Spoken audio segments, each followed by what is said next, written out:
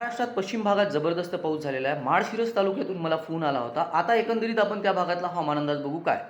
तर जमीन अजूनपर्यंत वापशावर नाही आणि शेतकरी विचारत आहे पुढील हवामान अंदाज कसा राहणार. बघा पर्जन्यछायाचा जो भाग आहे, सोलापूर, सातारा, त्यानंतर पुण्याचा बारामती, इंदापूर, यात धाराशिवचा काही भाग येतो, बीडचा येतो, अहमदनगरचा सुद्धा येतो, त्यानंतर सातारा आणि सांगलीचा येतोच येतो. ठीक आहे. हा सह्याद्रीचा परिणाम आहे. पर्जन्यछायाचा भाग महाराष्ट्रात मोठ्या प्रमाणात आहे.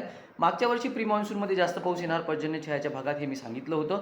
त्यानंतर पाऊस कमी राहणार जूनमध्ये हेही सांगितलं होतं. आता परिस्थिती काय राहणार.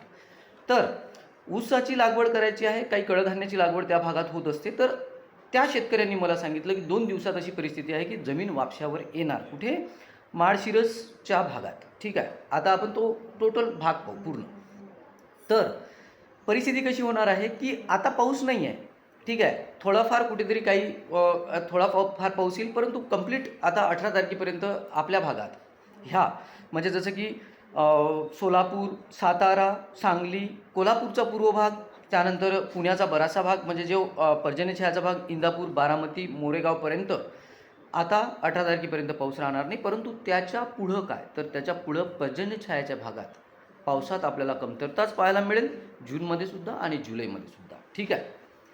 तर एकंदरीतच जे भीती मनात आहे की वापशावर जमीन येईल की नाही, कारण कंटिन्यू पाऊस चालू होईल. यावर्षी खूप जबरदस्त पाऊस बऱ्याच संस्थांनी सांगितला आहे. त्यामुळे तुम्हालाही असं वाटत असेल की आता कशा पद्धतीने कामं करावे, तर 2 दिवसात नाही 4 दिवसात वापशावर जमीन आली तर चालते. आपले कामं 15 तारखेच्या आत करून घ्या आणि त्यानंतर जो पाऊस येणार म्हणजे त्याच्या भरोशावर लागवड करा. आता सोलापूर, सातारा, सांगली, कोल्हापूरचा पूर्व भाग, पुण्यातला जो दक्षिण भाग आहे, या भागातले अहमदनगरचा दक्षिण भाग, बीडचा पश्चिम भाग, धाराशिवचा बराचसा भाग, या भागातले काही प्रश्न असतील तर कमेंटमध्ये टाका. ठीक आहे.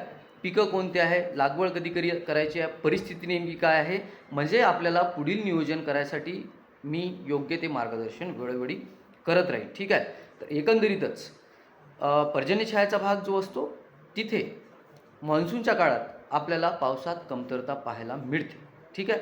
धन्यवाद.